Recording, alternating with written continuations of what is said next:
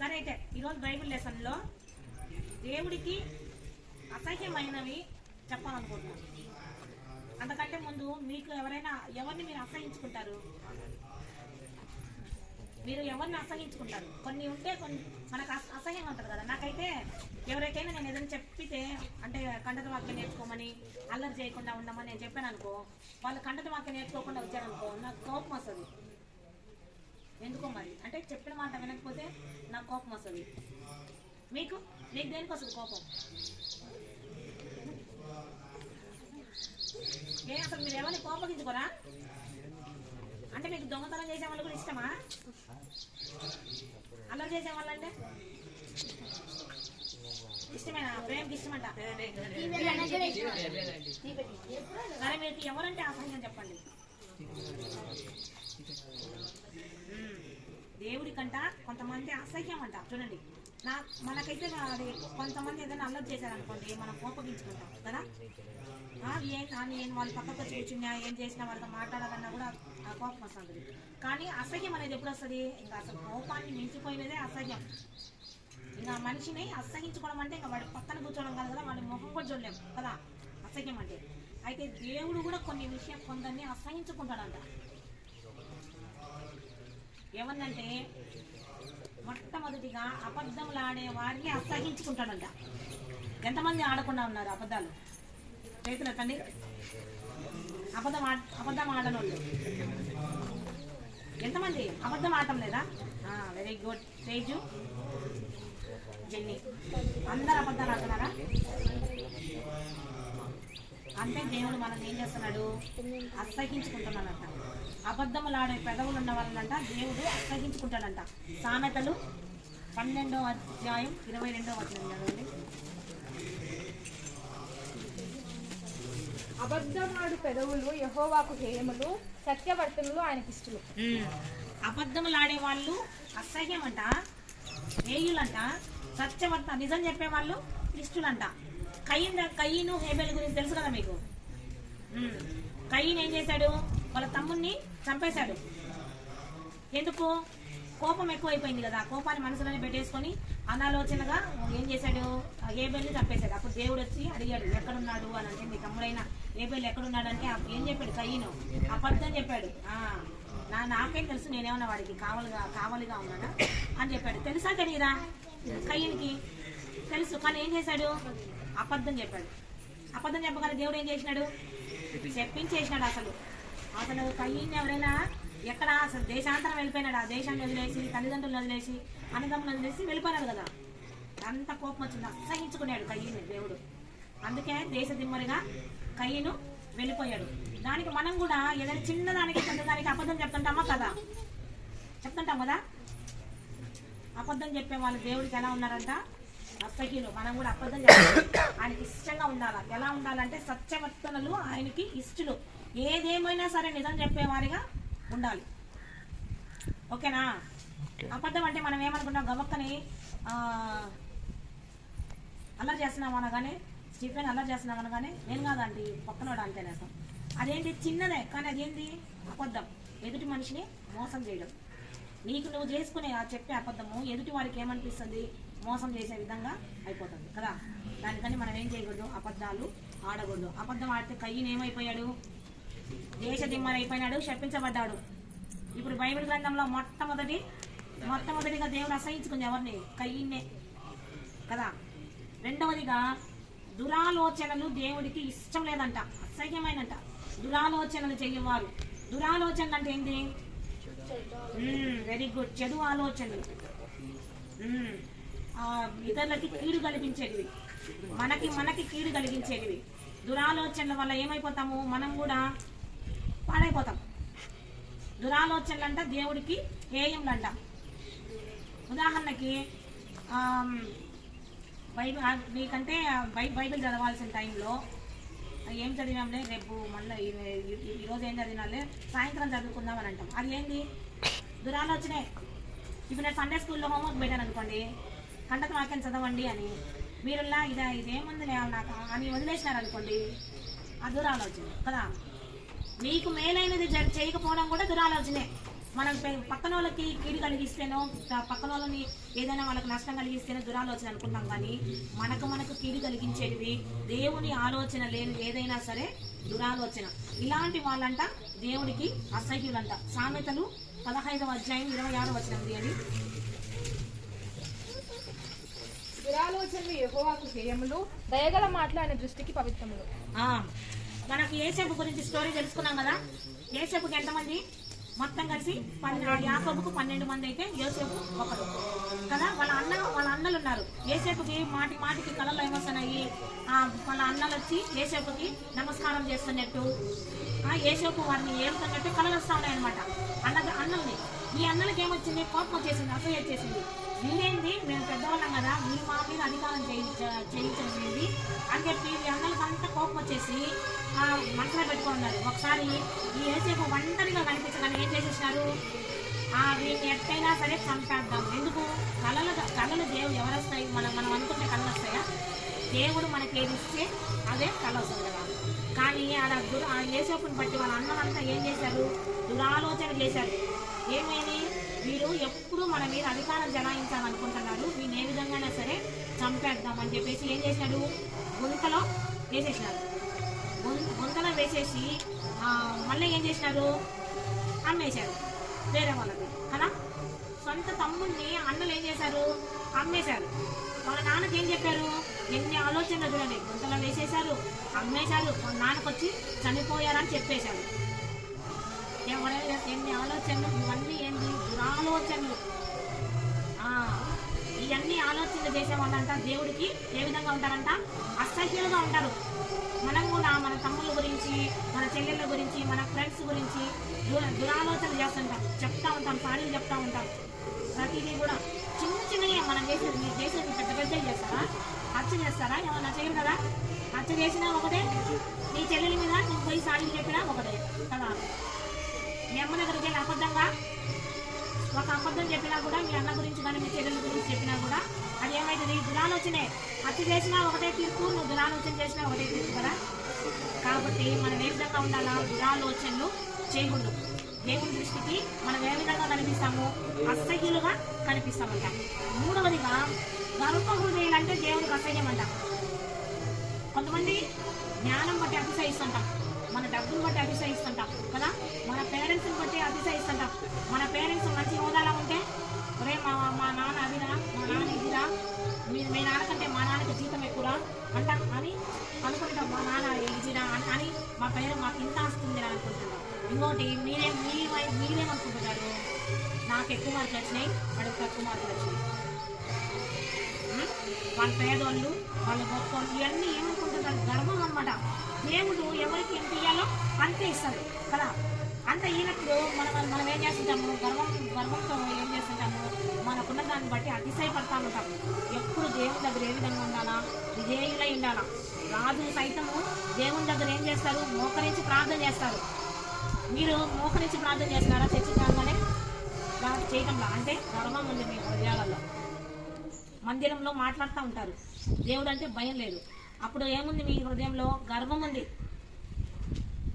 గర్వం ఉంటే కదా ఇప్పుడు నేను నిలబడుకొని ఉన్నాను. మీరు ఎవరైనా ఇద్దరు మాట్లాడుకుంటా ఉన్నారంటే అప్పుడు అర్థమైంది, ఏంది ఆంటీ అని మాట్లాడుకుంటారు. అప్పుడు మీ హృదయంలో ఏమున్నట్టు? అదే గర్వం. గర్వం అంటే మీనింగ్ ఎట్లా తెలుస్తుంది మీకు? గర్వం అంటే తెలుగులో గర్వము, ఇంగ్లీష్లో ప్రౌడ్ ఇవనుకుంటారా? అంతేనా? ఇంగ్లీష్లో ప్రౌడేనా? అలా మీకు తెలియదు అంటే ఆ పదాలకు అర్థం తెలుసు, కానీ దాని క్రియ మీకు తెలియదు కదా.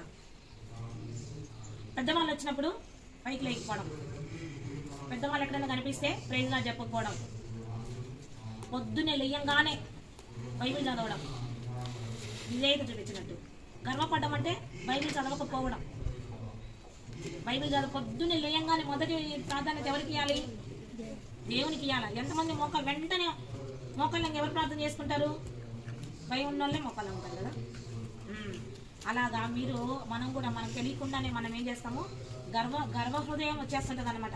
ఏంటిలే, నేను ఎన్నిసార్లు ఆ సండే స్కూల్లో వాక్యాలు పెడతా ఉంటా, ఇవి నేర్చుకున్నాను.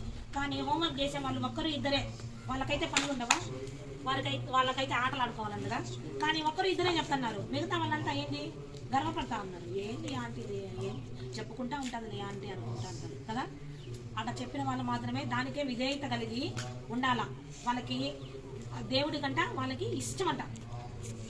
మనలో ఏముండకూడదు?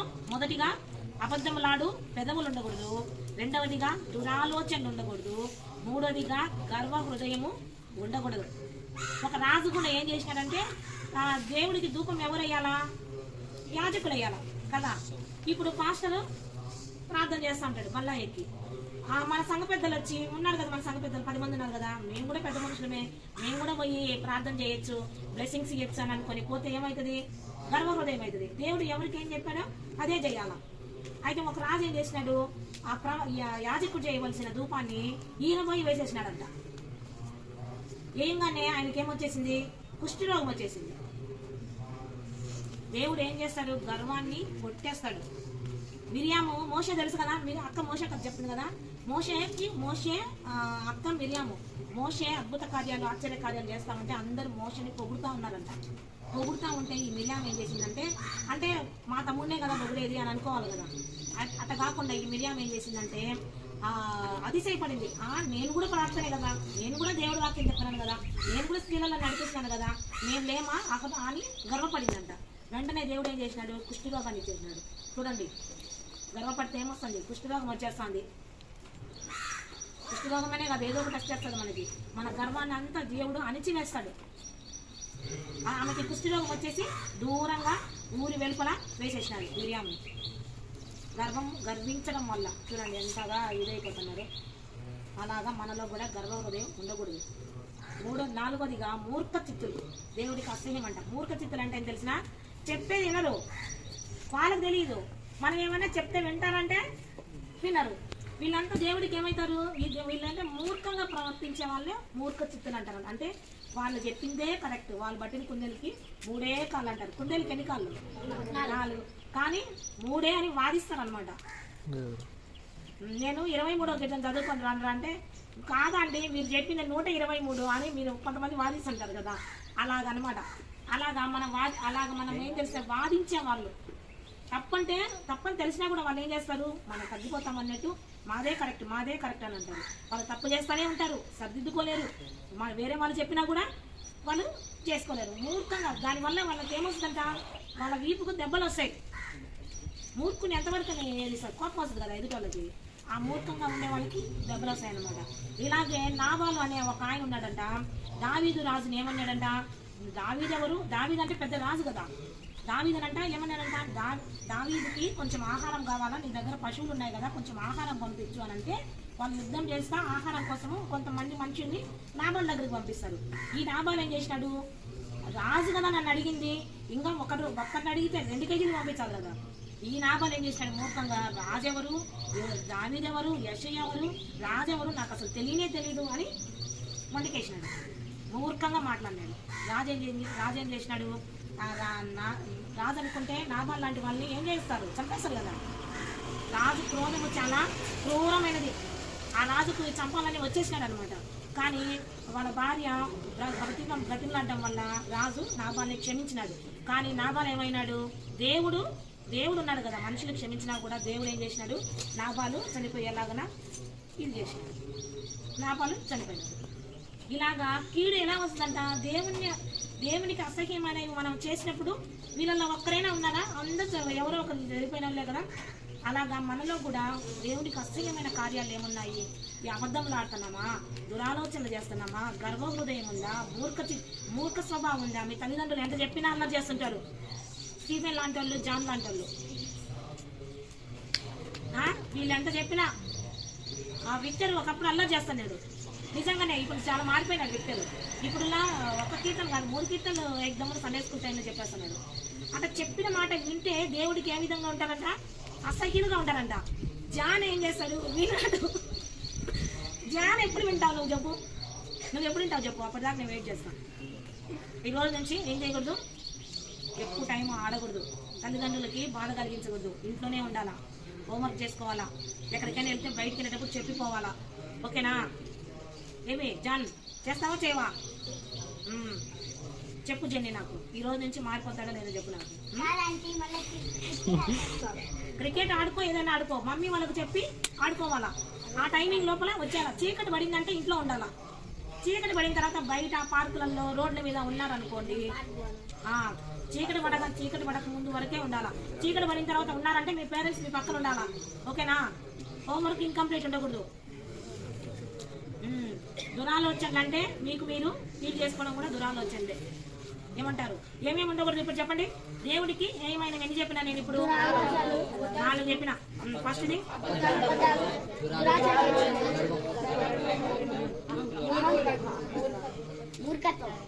సీజన్ చెప్పు, పైకి చెప్పు.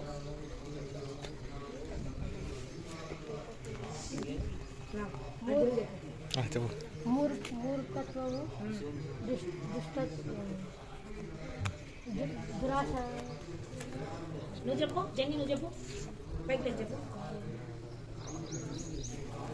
అక్కడ చెప్పు. మూర్ఖులు, వెరీ గుడ్. అబద్ధాలు, మూర్ఖత్వాలు,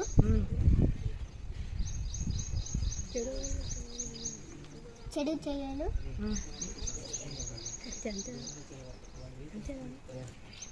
అబద్ధాలు. Very good. 3 చెప్పాడు.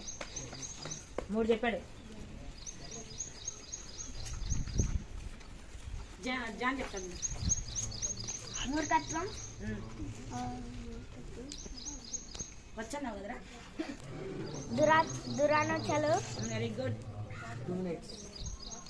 ఇంకా 2 ఉన్నాయి చెప్పు. మూర్ఖత్వం, కదరా. బబుల్స్ చెప్పు. బబుల్.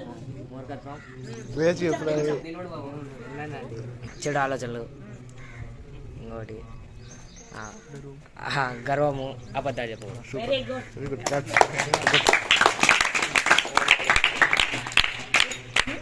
అమ్మాయిలలో ఆశత చెప్పాలి. మూర్ఖత్వం, దురాలోచనలు, బైబిల్ బాగా పెట్టుకో. బైబిల్ కదా అది. మూర్ఖత్వం, బాగా నిలబడు, చేతులు కట్టుకో. అబద్ధాలు, వెరీ గుడ్.